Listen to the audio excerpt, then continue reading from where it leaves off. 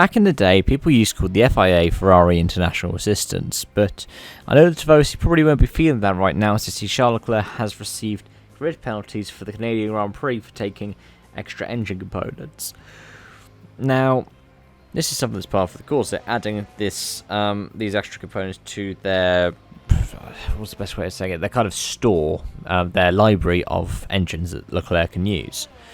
So instead of it being, say, the 2 or 3 engines he can use in a year, he now has like a 3rd or 4th one that he can use in a year.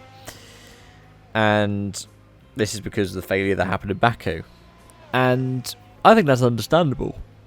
I think that's perfectly fine.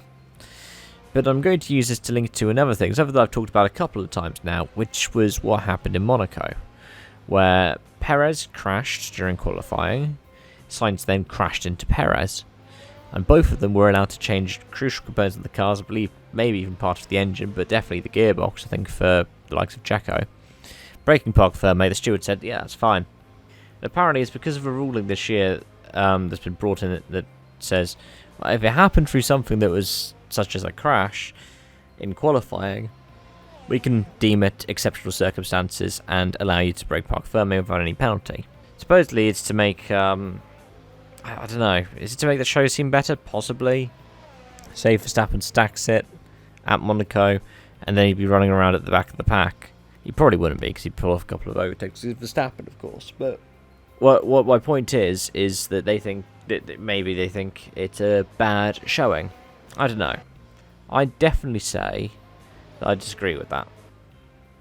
Because for me, even if it is, Carlos came around the corner, saw Perez, crashed, messed up, and then crashed into Perez even more, I would say that's on the Sainz.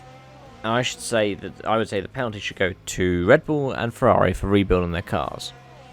Drop them way down the grid. Because it's what Lewis and Max had last year. Something that I think has been the kind of precedent in the past with F1. It's one of those things of what everyone was saying after Abu Dhabi. Well, no.